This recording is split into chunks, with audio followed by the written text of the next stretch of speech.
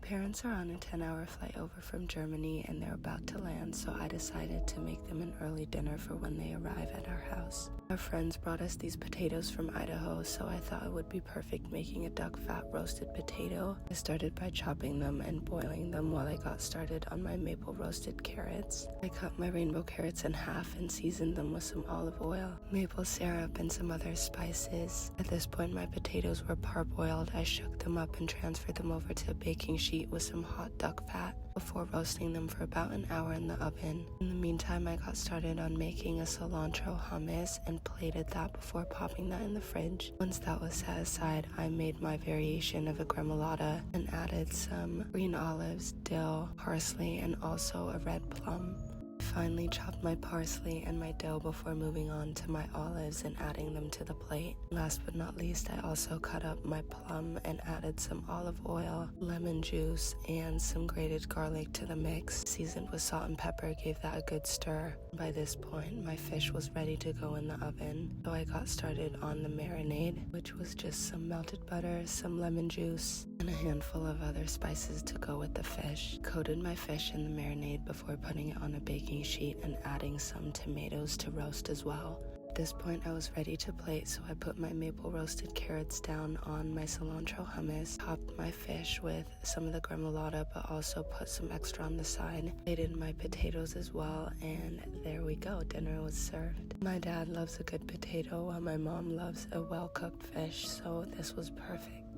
When we were browsing the Christmas section at the store last night, my toddlers freaked out when they saw candy cans and begged me to get some. I told them I would make them some in the morning, and they agreed. I started by combining some sugar, corn syrup, and water and letting that heat up to 300 degrees. Once it hit 300, I divided it in half. To my white section, I just added some mint extract and began folding it in, and when it wasn't too hot to handle, I began stretching it out until I couldn't do it anymore. With the other half of my sugar mixture, I added some cherry extract and some red color, and repeated the same steps I did with the white candy. Started by folding it into each other and then stretching it out. Once I couldn't stretch it anymore, I began molding the two colors together, slowly twisting it around each other to make a classic candy cane swirl. Once I was satisfied with the length, I cut it, twisted it, and made sure to get that signature hug. At this point, my kids wouldn't wait any longer and needed to try them immediately. Have you ever craved something late at night, and even though it seems like a hassle, you just have to make it? I've been craving churros all day today, so I just decided to make some before going to bed. Started by making my caramel sauce by letting my sugar turn an amber color, whisking in some butter and heavy cream before transferring it over to my glass jar to cool. I then started on my churros, which was just some water, sweetener, some oil that I let come to a boil on the stove, and once it was boiling, I pulled it off and added some flour before giving that a good mix. I set that aside and made my sugar cinnamon mixture, but I used monk fruit sweetener for this, and then transferred my churro dough to this little gadget. I heated up my coconut oil for frying, and then working in batches, popped my churro dough into it until it was golden brown. While it was still hot, I gave it a good toss in the sugar mixture, and repeated that with all of my churro dough. This little midnight snack hit the spot. A little crunchy on the outside, soft in the middle, stunning. When I asked my toddlers what they wanted for dinner and they both requested SpaghettiOs, I was a little taken aback. I wasn't aware that they knew what SpaghettiOs were, but nevertheless, I made them some for dinner. Cut my tomatoes in half, grated them, and then moved on to thinly slicing my garlic and dicing up my onion. I made sure to get a smaller dice on those. I added some olive oil and garlic to my pot, let that heat up on the stove before adding in my onions and some tomato paste. Once that had a few minutes, I poured in my grated tomato, leftover Parmesan rind, some oregano, salt, a pinch of sugar, and just a touch of balsamic vinegar. While that was simmering, I got started on my pasta dough by combining some eggs, flour, salt, oil, and kneading that until it came together before wrapping it in plastic wrap and letting it chill for about an hour. I then used my pasta attachment to get shape I wanted before cutting it into smaller pieces and forming it into the classic SpaghettiO shape. This took me about an hour, but it was definitely worth it. Once they were all done, I put them into the sauce, let them cook for about 10 minutes before it was time to serve. I plated both of them up a bowl, topped it with Parmesan cheese, and they both wanted seconds. My husband doesn't cook, but he bakes. When we got home late last night and I asked him to make me some cookie dough, he said he would, only if I made us some vanilla ice cream to go with it.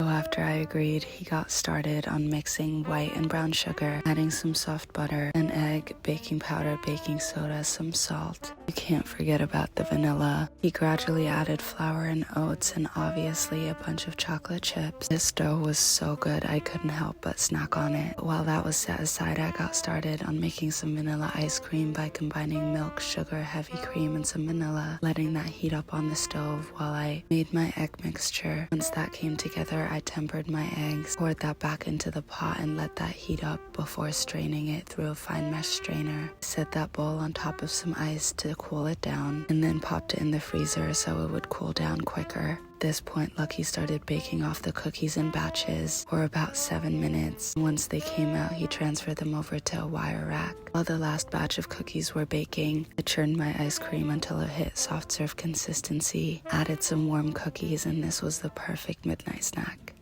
When my toddlers saw the crumble cookie box in the trash, he immediately wanted a cookie. I caved and just decided to make them some. Rumble specifically requested a pink one, so I got right to work making the sprinkles. I started by combining powdered sugar, egg, and some vanilla, heating that up and then whipping that while gradually adding in more powdered sugar. I decided on yellow, pink, and purple for the sprinkles, and after they were all mixed, I transferred them over to some piping bags. I cut the tips off and then piped my mixture onto a baking tray lined with parchment paper. I repeated that process with every color and let them dry for about 2 hours. And in the meantime, I made some butter for my cookies and buttercream. I whipped my heavy cream until it separated, squeezed out all the way, rinsed it under cold water, and then got started on making my cookies. Whipped together the butter, some eggs, sugar, flour, baking powder, vanilla. I let that go until it came together, rolled it into little balls before flattening those out. Repeated that process with all 6 of my cookies. And once they were all flattened out, I transferred them over to my oven, baked them for about 15 minutes. While those were cooling, I made a simple buttercream frosting. Since we're going for a pink cookie, we turned the icing pink. Piped the icing on the cooled down cookies, spread it evenly, and repeated that with all of my cookies. At this point, my sprinkles were all dried out, so I cut them up, sprinkled them on both of my cookies. My toddlers loved these, and these were definitely a treat. The other day, me and my husband were talking about caramel apples, and when our kids overheard our conversations, they were begging me to try one since they've never had one before. So I just decided to make them some today. Started off by putting some skewers into Granny Smith apples and blanching them in some hot water for all the wax coating to come off.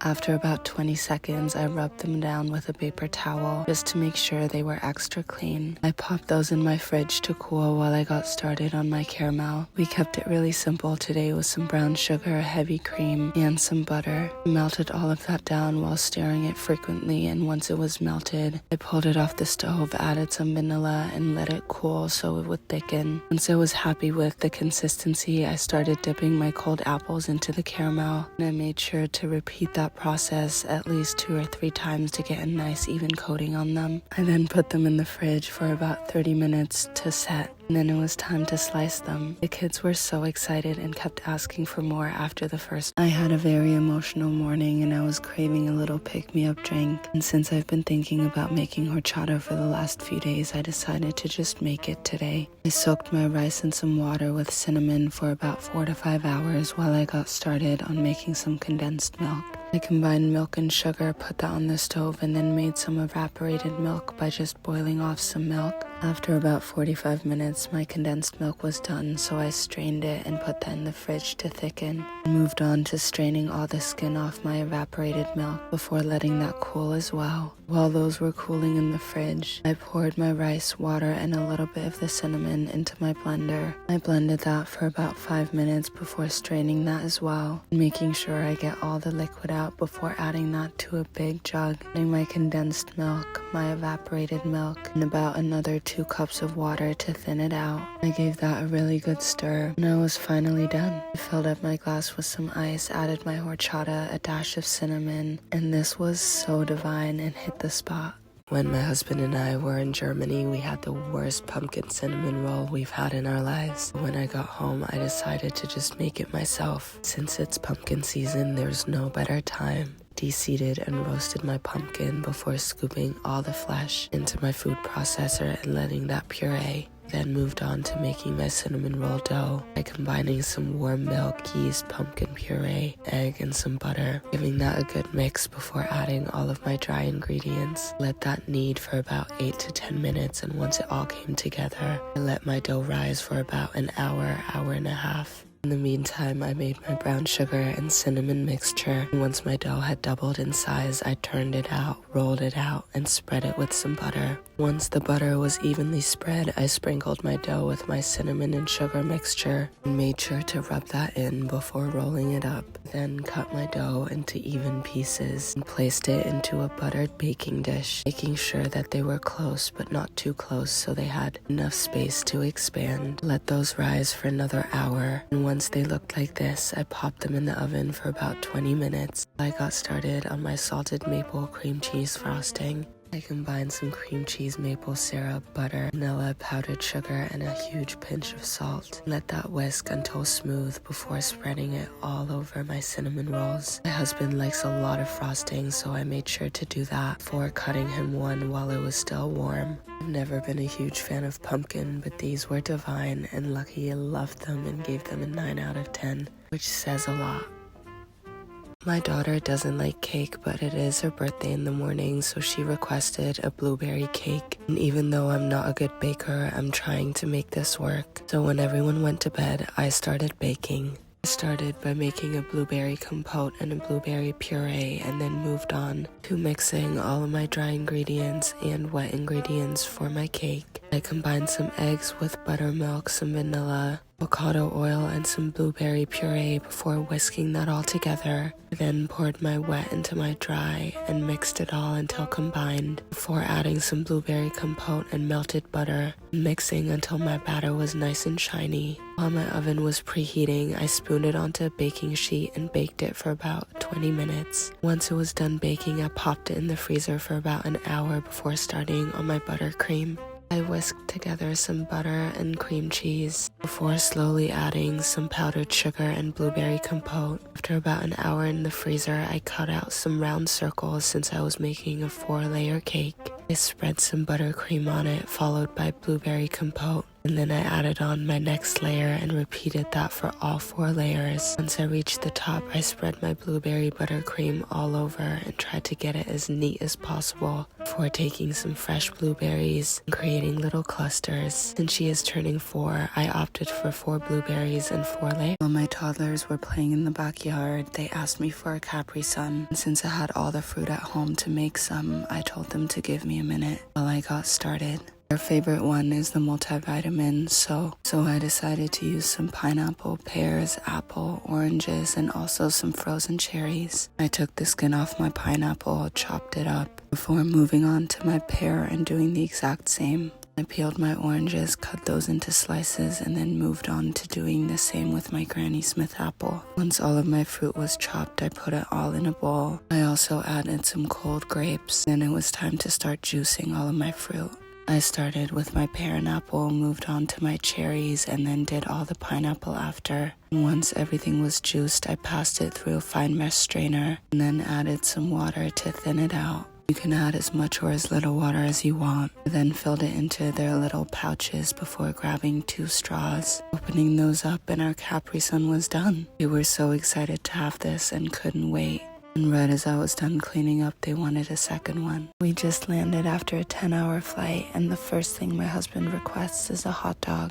So instead of running to the store, I just decided to make it myself. I started by cutting up some pork and placing that in the freezer while I got started on my hot dog buns. I combined some yeast, sugar, and milk, let that bloom while I started on mixing all of my dry ingredients together. I added some melted butter before combining my wet and dry and adding an egg. I gave that a good mix, and once it came together, I covered it for 5 minutes before turning it out and kneading it. I then placed my dough into a bowl and let that rise for 45 minutes. And in the meantime, I got started on making some mustard. My husband doesn't have ketchup on his hot dog, so I just made some mustard for him. I took it off the stove, I set that aside to cool, and diced up some onion as a topping. He doesn't care for relish, so this makes it a lot easier. After 45 minutes, I punched down my dough and form it into little hot dog shaped buns before brushing them with some egg wash and baking them for about 15 minutes. While those were cooling, I got started on my sausage. His favorite sausages are German ones, so I opted for that instead of the classic hot dog sausage. Once my meat was ground up, I got started on all my spices and poured those into my meat before letting that combine for about 3 to 4 minutes. In the meantime, I washed my casing and let it soak for about 30 minutes before stuffing that with my meat and twisting it into little links. I worked on this in batches. I poached them for about 3 to 4 minutes, fried them off, and then it was time to assemble. I put my bun and sausage down, topped it with my condiments, and he loved it.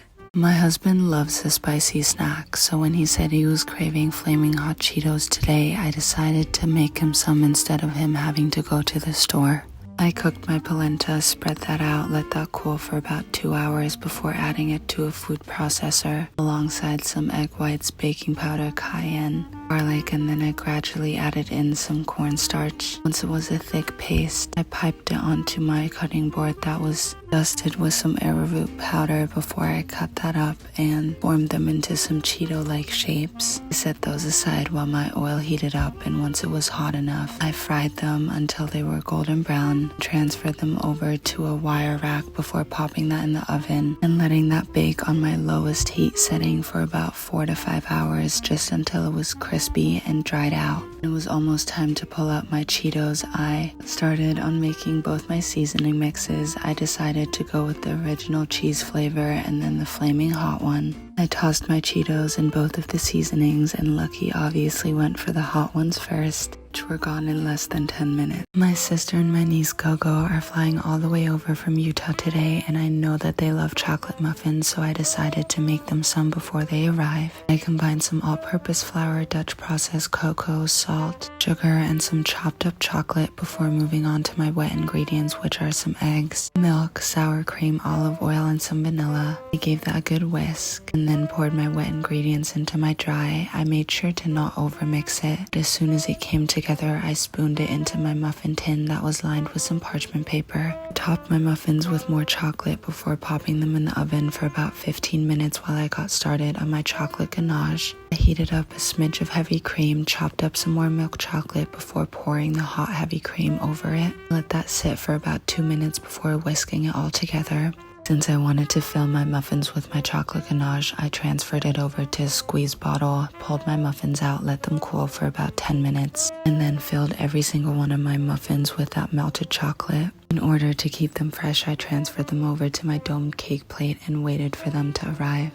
When I asked my toddlers what they wanted for breakfast this morning, they went back and forth and ultimately decided on blueberry bagels with some cream cheese, so that's exactly what I made them this morning. I cooked down some fresh blueberries while I got started on my dough. I added in my cooked down blueberries, some vanilla, some salt, and let that go until the dough came together. Once it came together, I kneaded it for another 10 minutes and then placed it in my bowl, covered that, and let that rise for about 2 hours or until it's doubled in size while I got started on making my cream cheese. Today I decided to go for a cinnamon honey cream cheese. So I heated up my milk, let that curdle, drained it, and then placed it in my food processor until it was smooth before adding in some vanilla, honey, and cinnamon.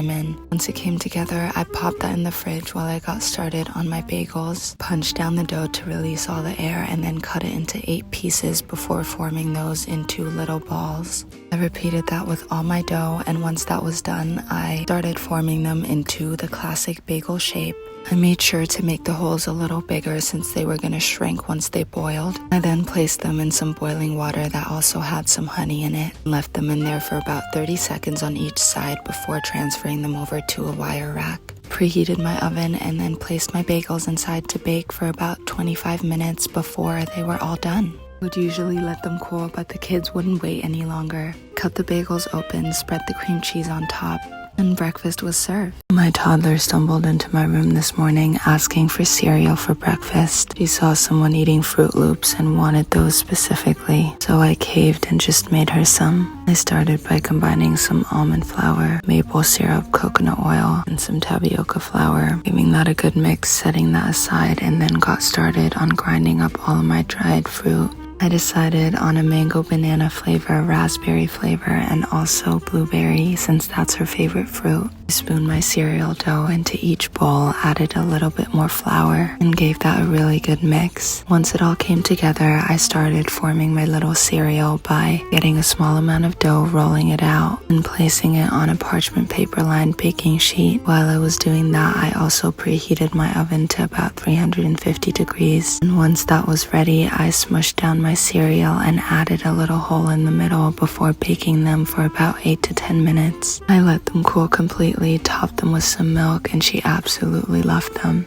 The other day when my husband and I were talking about our childhood favorite candies, he mentioned that he was obsessed with Jolly Ranchers, but he hasn't had them in a while, so I decided to make him some today. His favorite flavors are apple and watermelon, so that's what we went with.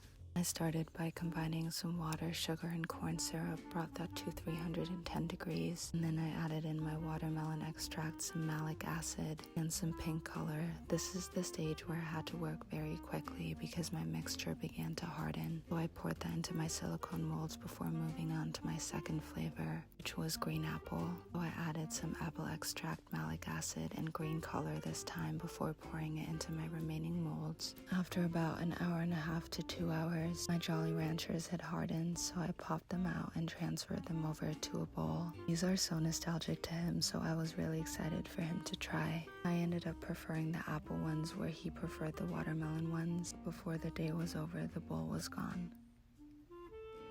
I couldn't stop thinking about strawberry mochi ice cream since I finished my last batch a few days ago. And since it's summer and berries are so good right now, I decided to take full advantage of that. Started by chopping up my strawberries and letting them sit with some sugar while I got started on my ice cream base. I combined some milk, heavy cream, vanilla, some sugar, and gave that a really good mix.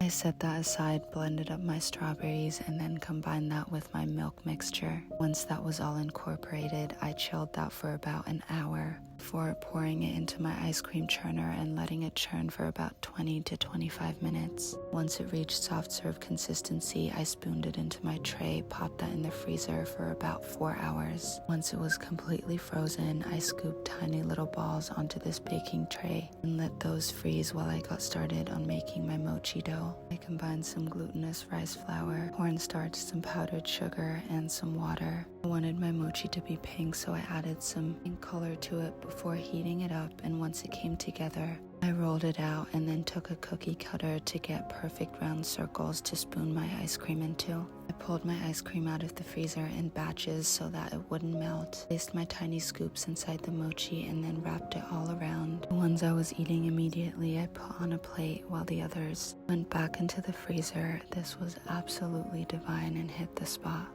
You know those nights where you just want a little snack before you go to bed? Today was one of those nights for me, so I decided to make some potato chips. Lately I've been obsessed with barbecue flavors, so that's exactly what we're going for today. Started by slicing my potatoes very thin, and then putting them in some iced water for about 30 minutes. In the meantime, I made my barbecue seasoning by combining some paprika, chili, brown sugar, garlic powder, salt, a little bit of citric acid, not too much. I set that aside while I heated up my oil. While that was heating up, I made sure to dry all of my potato chips very well. Once my oil reached about 325 degrees Fahrenheit, I dropped my potatoes in it. I did this in batches and kept them moving around until they turned golden brown. Once they were done, I put them on some paper towel to soak up all the extra oil. While they were still hot, I seasoned them in batches, tossed them in my seasoning, and then moved on to frying off my next batch. I did about 4 batches and then used the rest of my seasoning to toss my potatoes in, and they were done.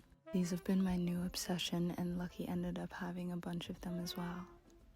For a week straight, my toddlers have been asking me for chicken nuggets and fries. They usually don't request a lot, so I decided to make them exactly that today. I started by grinding up my chicken and then seasoning it with onion and garlic powder, paprika, and salt. I formed them into little nugget shapes and put them on a parchment paper-lined baking tray before popping them in the freezer for about 30 minutes. In the meantime, I washed my potatoes and sliced them up into matchsticks. Repeated that with all of my potatoes before placing them into ice cold water and let that sit while I made my ketchup.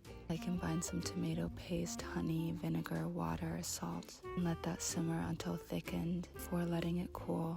I dried off all of my potatoes as best as I could before seasoning them up and putting them on a baking tray to roast in the oven. I left them in there for about 30 to 40 minutes, and when they were almost done, I started on the batter for my chicken nuggets. I mixed some cornstarch flour, seasoning, and some sparkling water. Dipped my chicken nuggets in some cornstarch and then in my batter before frying them up until they were golden brown on both sides. I then placed them on a wire rack, and it was time to plate. Plated up my chicken nuggets first, then my fries and some of that homemade ketchup, and my kids were so excited to have this.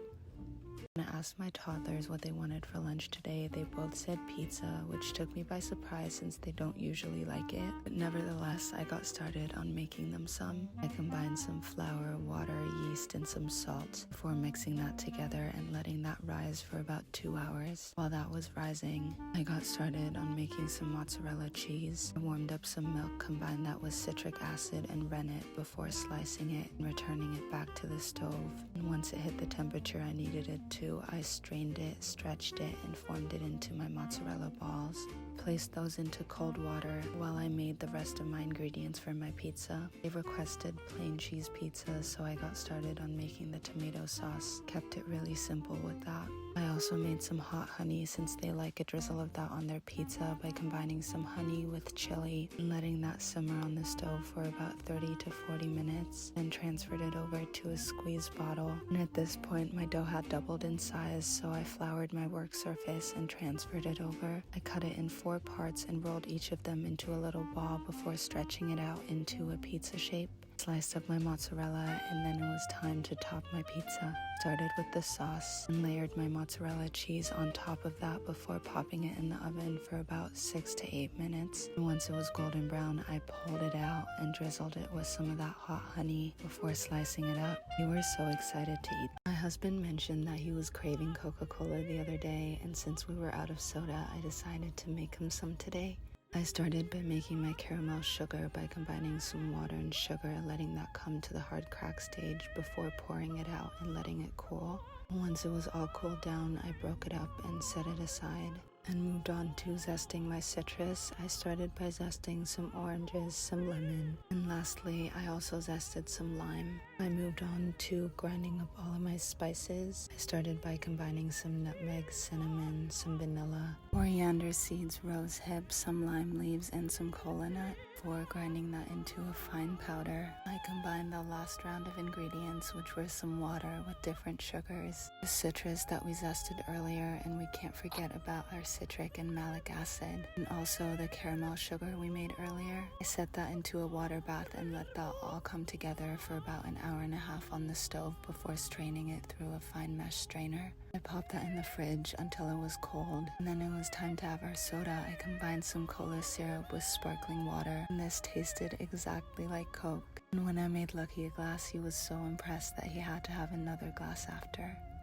My husband has a weird obsession with Takis and can't go longer than a week without having them. When he opened his bag of Takis today, he realized that they all went stale, so I just decided to make him some. I combined some corn flour with some water, salt, and some sugar before kneading it and letting it hydrate while I made my spice mixture. I combined habanero powder with cayenne pepper, paprika, citric acid, some red beet coloring to give it that really red color before setting that aside and dividing my dough into dime-sized pieces and rolling them into little balls. balls. Once they were all rolled out, I made sure to cover them with a damp towel while I worked on one piece at a time. I put my dough in between some plastic before pressing it flat and rolling it into that signature Takis shape. And I kept repeating this process with all of my little pieces of dough. I then transferred them over to a plate while my oil was heating up. I made sure it reached 350 degrees before putting all of my chips in there and letting them get slightly more brown than I usually would. I tossed them in my spice mixture and then they were done. Since Takis are Lucky's favorite snack, he was so excited to try them and he was so shocked at how much they tasted like the actual thing, and that plate was gone in under 5 minutes.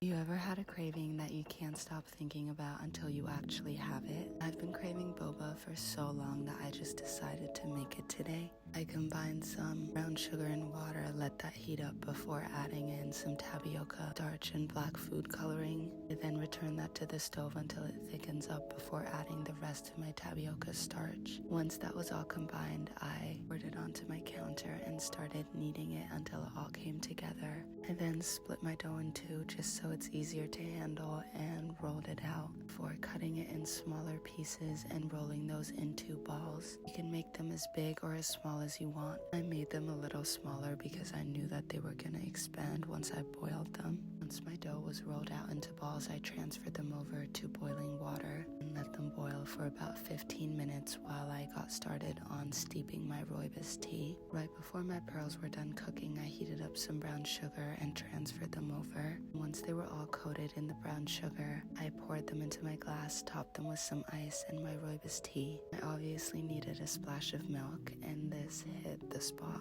It was so much better than store-bought boba.